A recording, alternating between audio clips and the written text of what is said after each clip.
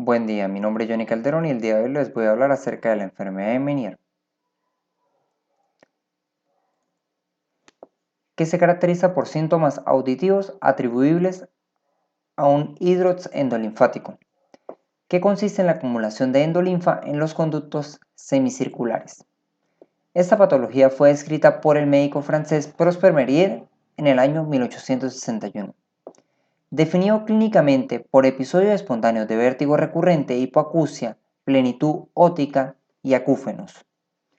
Estos síntomas se presentan como crisis paroxísticas imprevisibles, según un ritmo variable, que afectan inicialmente un solo oído, pero a largo plazo pueden transformarse en bilaterales. El hidroplex endolinfático puede ser idiopático o secundario a traumatismos, infecciones y factores inmunológicos, alérgicos o degenerativos. Así, el término enfermedad de Meniere se reserva para el hidrox endolinfático idiopático, mientras que el término síndrome de Meniere se emplea en aquellos casos en los que se puede identificar una causa. Aunque esos síntomas pueden observarse en el curso de enfermedades autoinmunitarias, el síndrome de Cogan o la sífilis, la enfermedad de Meniere es por definición idiopática y por lo tanto debe ser individualizada como tal. Hasta en el 8 o 9% de los pacientes con enfermedad de Meniere se evidencian antecedentes en familiares de primer y segundo grado. Existe un patrón de transmisión genético autosómico dominante, donde los genes que se han relacionado con esa patología son el DTNA y el FAN 136A. Respecto a la incidencia de la enfermedad de Meniere, esta tiene una incidencia de 15 a 20 casos por cada 100.000 habitantes, con un ligero predominio en mujeres. Es poco frecuente en menores de 60 años y es raro que se observe en pacientes mayores de 60. Su riesgo se incrementa con la edad y se ha relacionado con la raza blanca, obesidad, migraña, artritis reumatoide y psoriasis. Su prevalencia en la población norteamericana puede ser del 0,2 al 0,5%. Respecto al mecanismo inmunopatogénico, una de las causas propuestas para la enfermedad de Meniere es la autoinmunidad, teoría que se respalda cuando la sintomatología aparece de manera bilateral y responde a manejo con glucocorticoides y antiinflamatorios. Se caracteriza por niveles elevados de anticuerpos, inmunocomplejos y reacciones antígeno-anticuerpo. Sin embargo, se ha documentado que casos raros de sífilis otológicas y neuroborreliosis se presentan de manera similar. Las proteínas que se encuentran en mayor cantidad en la endolinfa son inmunoglobulinas. De esta manera se entiende que el saco endolinfático es el sitio de respuesta inmunológica del oído interno. Aunque el saco endolinfático contiene linfocitos, la cóclea normal no los presenta. El acúmulo de leucocitos y la producción local de inmunoglobulinas en el oído interno depende de la entrada de leucocitos desde el torrente circulatorio, facilitada por la liberación de mediadores de la respuesta inmune como la interleuquina 2, liberadas por el saco endolinfático que expresa molécula de adhesión intercelular o ICAN1. Esta respuesta activa las células endoteliales de la vena espiral modiolar, que asumiendo características de las vénulas endoteliales altas y potenciando la expresión de ICAN1, recluta leucocitos desde el torrente circulatorio. Debido a esto, los polimorfonucleares llegan en 10 minutos y luego son seguidos por los macrófagos que llegan a las 10 horas, y luego las células T, B y NK llegan a los 7-9 días, produciendo anticuerpos específicos en una fase tardía. Concomitantemente se forma una matriz extracelular densa con una fibrosis importante y neoformación vascular, y al no ser reabsorbido desencadena una osificación en 6 semanas. Así, la respuesta inmune puede provocar una degeneración del órgano de Corti, la estría vascular y el ganglio espiral. Como consecuencia de este ataque inmunológico, se ha observado una disminución de los fibrocitos del ligamento espiral, que está relacionado con el transporte activo de potasio, implicando esta estructura en la disfunción coclear causada por la introducción de un antígeno en la perilinfa, el cual puede acceder libremente al ligamento espiral.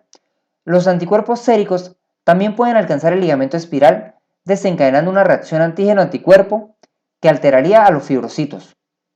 La alteración del transporte de potasio podría justificar la aparición de un hidrox endolinfático. Se altera el funcionamiento normal del oído interno por cambios en los componentes electrolíticos de los líquidos del oído interno, especialmente el potasio, o por el desacoplamiento mecánico de los receptores auditivo y vestibular. Hasta el momento se han descrito 3 teorías para explicar fisiopatológicamente las crisis y la evolución de la enfermedad de Meniere: la teoría de la intoxicación perilinfática, la teoría micromecánica y la teoría de la disminución del flujo al saco endolinfático. La teoría de la intoxicación perilínfica consiste en que hay una ruptura en la membrana de Reisner producida por el incremento de la presión o del volumen en el espacio endolinfático, permitiendo un intercambio iónico entre los diferentes compartimientos, especialmente del potasio desde la endolinfa hacia la perilinfa, apareciendo un efecto neurotóxico iónico con despolarización de las células ciliadas y de las terminaciones nerviosas. Este proceso de sobrecarga de potasio, conocido como intoxicación potásica, tras circular a través del helicotrema, podría afectar a los elementos neurosensoriales alrededor del ápice de la cóclea. La repetición de dichas rupturas podría generar los terminales de los nervios aferentes de las células ganglionares o de las células ciliadas. También tenemos la teoría micromecánica, que explica la fase aguda de la enfermedad a través de las fluctuaciones rápidas de la presión del espacio endolinfático, que condiciona cambios en la posición en la tensión elástica de la membrana basilar. Este cambio de presión entre endolinfa y perilinfa genera un desacoplamiento de las estructuras del órgano de corte.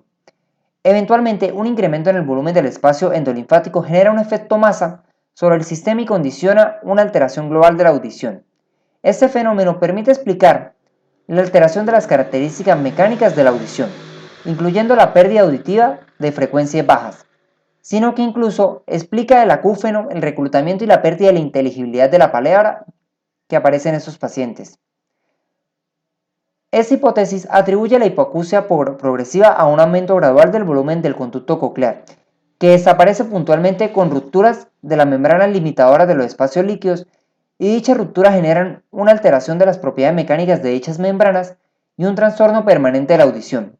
Los síntomas vestibulares son originados por los cambios de presión que provoca una deflexión ampulípeta o ampulífera de la cresta ampular. Estos cambios explican las crisis de vértigo, así como el nistagmo observado en la fase aguda vestibular. El daño crónico deriva de posibles herniaciones de la porción membranosa del utrículo, que genera una permanente alteración de la hidromecánica ampular. Respecto a la teoría de la disminución del flujo del saco endolinfático, se postula la existencia de gradientes osmóticos dentro de la cóclea, asociada a la producción de glicoproteínas en el interior del saco endolinfático, que atraerían líquido hacia el saco endolinfático. Si el saco no recibe la adecuada cantidad hídrica, se produce la liberación de saxina, una hormona de características natriuréticas que incrementa el nivel de endolinfa. En la cóclea promueve un aumento del flujo longitudinal en el oído. Son la estrechez del conducto endolinfático de los pacientes con enfermedad de Meniere, junto con restos inorgánicos que obturan dicho conducto, los que generan este aumento de volumen y presión de la endolinfa. La obstrucción altera la micromecánica auditiva y se produce la hipoacusia. Cuando se resuelve la obstrucción, se origina un brusco movimiento de la endolinfa hacia el saco endolinfático, que se manifiesta clínicamente por la crisis de vértigo del paciente. En estadios más avanzados, las glicoproteínas terminan alterando la capacidad reabsortiva del saco, prolongándose al hidrox, y por lo tanto la hipoacusia y los vértigos. En el estadio final se cierra el círculo con un incremento de las glucoproteínas y el bloqueo absoluto del líquido del oído interno. Manifestaciones clínicas. En esta vamos a tener una tríada clásica que me involucra hipoacusia, acúfeno unilateral, crisis recurrentes y episódicas de vértigo periférico. En el vértigo vamos a tener que son crisis vertiginosas muy variables en intensidad, modo de aparición, duración y frecuencia. Generalmente se precede síntomas auditivos diversos como sensación de taponamiento óptico, modificaciones de la audición o aparición empeoramiento del acúfeno. En la hipoacusia vamos a tener hipoacusia de percepción, que al principio se recupera tras la crisis y en fases más avanzadas pierde la fluctuación y se estabiliza. La curva audiométrica inicial nos muestra una caída en graves con morfología de bañera o en cuchara. Puede asociarse a sensación de plenitud óptica, intolerancia a los sonidos o distorsión sonora. El acúfeno unilateral puede aparecer en las crisis o estar presente durante meses o años antes de la misma, al igual que la hipoacusia. Lo habitual es que exista un ruido de tonalidad más o menos grave y continuo al que se superpone otro de tonalidad aguda en las crisis. Esa puede convertirse en el síntoma más molesto y principal de la enfermedad. Problemas con la discriminación del habla. puede tener problemas para distinguir sonidos similares. Por ejemplo, es posible que no puedan distinguir las palabras pato y paco y las palabras sol y col. Diagnóstico. Un historial médico y una evaluación física específica deberían incluir los medicamentos, las comorbilidades y una evaluación de la función neurológica y auditiva actuales. Un importante esfuerzo con el fin de establecer criterios diagnósticos y asegurar una definición uniforme del proceso lo constituye la guía del Comité de Audición y Equilibrio de la Academia Americana de Otorrinolaringología, Cirugía de Cabeza y Cuello, donde me divide la enfermedad de Meniere según diversas manifestaciones y pruebas de laboratorios como enfermedad de Meniere posible, probable, definida y cierta. Respecto a las pruebas diagnósticas vamos a tener la audiometría tonal, que se trata de una herramienta sencilla que va a mostrar un perfil característico auditivo del paciente. Generalmente mostrará una hipoacusia neurosensorial de predominio en frecuencias graves. Según los resultados de la audiometría, la enfermedad se puede clasificar en los diferentes estadios. Estadio 1, cuando se perciben ondas menores a 25 decibeles, estadio 2, cuando se detectan ondas menores de 40 decibelios y mayores a 26, estadio 3, cuando se detectan ondas entre los 41 y 70 decibelios, y estadio 4, cuando solo se perciben ondas mayores a 70 decibelios. Respecto a la electronistasmografía, esta valora el sistema vestibular para establecer si los problemas del equilibrio se originan en el cerebro, en el sistema nervioso central o en el oído interno, sistema nervioso periférico. La electronistasmografía también puede realizarse utilizando una tecnología mejorada denominada videoelectronistasmografía, que usa cámaras de video para grabar los movimientos oculares. La electronistasmografía y la videonistasmografía graban y cuantifican el nistagmo, ya sea espontáneo o inducido. El nistagmo es una oscilación rítmica de las hojas, análogo a un temblor en otras partes del cuerpo. Una parte de la electronistasmografía es una prueba calórica, que implica la introducción de agua fría y tibia en el conducto auditivo externo. El agua aumenta el flujo de endolinfa, lo que provoca nistagmo y vértigo. La electrococleografía mide las presiones en el órgano de Corti para detectar la distensión de la membrana basilar. De esta manera, las presiones del oído se miden y se traducen en forma de onda para su análisis. Respecto a las pruebas inmunológicas, se permite detectar la presencia de inmunocomplejos circulantes, anticuerpos no específicos frente a diversos elementos celulares y tisulares, laminina, retículo endoplásmico, sarcolema, endotelio vascular, núcleo, mitocondria, músculo liso y músculo estriado. Anticuerpos específicos del oído interno, colágeno tipo 2 y diversas proteínas cocleares. Alteración en las subpoblaciones de los linfocitos T, que en algunos casos se correlacionan con la actividad, la respuesta al tratamiento esteroideo y el pronóstico. Diagnóstico diferencial: migraña basilar, asociada con vértigo pero sin síntomas auditivos, neuronitis vestibular asociada con vértigo que dura varios días sin síntomas auditivos, vértigo posicional paroxístico benigno asociado con vértigo relacionado con los movimientos de la cabeza que dura de segundos a minutos sin síntomas auditivos, y medicamentos, por ejemplo, aminoglucósidos y diuréticos de asa. En el tratamiento de las crisis agudas, vamos a tener que estas crisis son autolimitadas y suelen ceder en pocas horas. Se recomienda al paciente que descanse en casa y evite los movimientos cefálicos que empeoran los síntomas. Los vómitos deben ser controlados, al igual que hay que prevenir la deshidratación, para lo que puede ser necesario la administración de suero fisiológico vía intravenosa. Entre los sedantes vestibulares se incluyen los anticolinérgicos, antihistamínicos y benzodiazepinas. Los principales objetivos del tratamiento en la enfermedad de Meniere son mejorar y estabilizar el volumen del líquido del saco endolinfático, preservar la audición, controlar el vértigo y ayudar a los pacientes a optimizar su calidad de vida. También tenemos medidas como la reducción del estrés, ya que el estrés desencadena una exacerbación de los síntomas de la audición y el equilibrio en la enfermedad de Meniere. Entre las técnicas de reducción de estrés pueden citarse meditación con respiración profunda, yoga y ejercicio.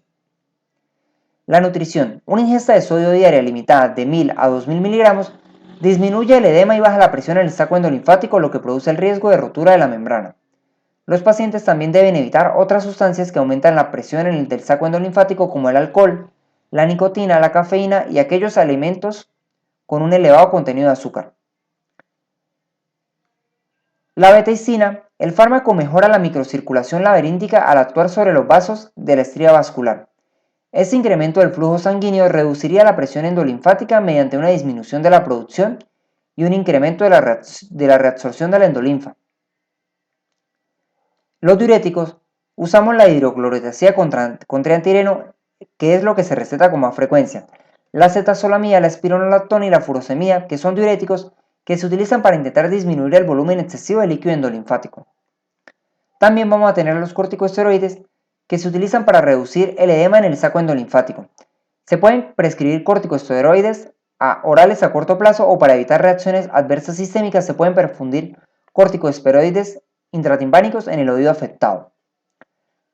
También vamos a usar la gentamicina intratimpánica, que va a tener un efecto neurotóxico y ototóxico, ya que el efecto sobre la cóclea se localiza a nivel de la espira basal, con pérdida de células ciliadas externas que son reemplazadas por células de soporte, lo que explica la hipoacusia selectiva sobre las altas frecuencias. La vía intratimpánica tiene muchas ventajas frente a la administración sistémica. Procedimiento ambulatorio, se evita la toxicidad en el oído contralateral y alcanza mayores concentraciones en el oído interno. La aplicación de gentamicina produce una atrofia del epitelio neurosensorial. En el tratamiento con presión positiva, un dispositivo con presión positiva se aplica en el oído externo, dando una secuencia de pulsos de baja presión, micropresión. Esto mejora el intercambio de líquidos en el oído interno con la aplicación de una presión positiva en el oído medio. Estos pulsos se transmiten al sistema vestibular del oído interno para reducir la presión endolinfática. También vamos a tener un tratamiento quirúrgico no destructivo que, cuando el vértigo es intenso y reduce la calidad de vida del paciente, se puede valorar la descompresión o derivación del saco endolinfático o ambas. Es efectiva en el 75 a 80% en la reducción o terminación del vértigo. Y en el tratamiento quirúrgico destructivo vamos a tener neurectomía vestibular y laberintectomía, que puede tenerse en cuenta si se desea controlar el vértigo cuando todos los demás enfoques han fallado. Con estos enfoques agresivos, el sistema vestibular se destruye química o quirúrgicamente en un intento de controlar el vértigo. Los pacientes con enfermedad de Meniere pueden recibir ayuda mediante uso de audífonos, rehabilitación vestibular, realización de ejercicios y pueden mejorar el equilibrio y volver a entrenar el sistema nervioso central para compensar el desequilibrio que genera la enfermedad de Meniere. Nuevo manejo de la enfermedad. No hay disponible ningún test o examen específico para realizar el diagnóstico definitivo de enfermedad de Meniere.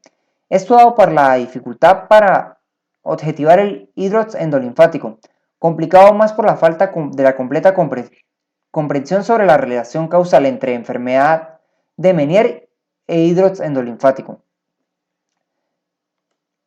La resonancia magnética durante los últimos 10 a 20 años ha tenido prometedores avances en la detección de enfermedad de Meniere a través de la inyección indirecta con gadolinio.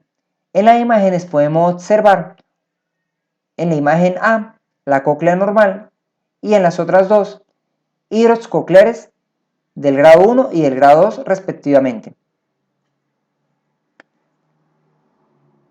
La dexametasona intratimpánica es una opción terapéutica considerada en la enfermedad de Meniere debido a la asociación de los mecanismos autoinmunes e inflamatorios en la fisiopatología de esta enfermedad. Además, se ha demostrado que los corticoides mejoran la circulación a nivel del laberinto y que consecuentemente pueden mejorar la función del oído interno mediante el transporte de iones, mecanismos que influyen en la homeostasis de los fluidos cocleares. Si bien la evidencia del uso de corticoides transtimpánicos como tratamiento de la enfermedad de Meniere de difícil manejo aún es controvertida, resultados de estos estudios indican que el uso de dexametasona transtimpánica puede ayudar a disminuir el impacto que tiene esta patología en la vida de los pacientes.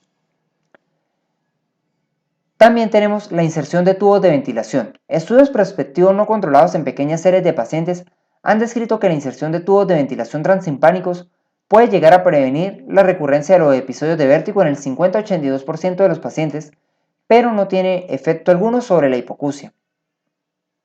Muchas gracias por su atención.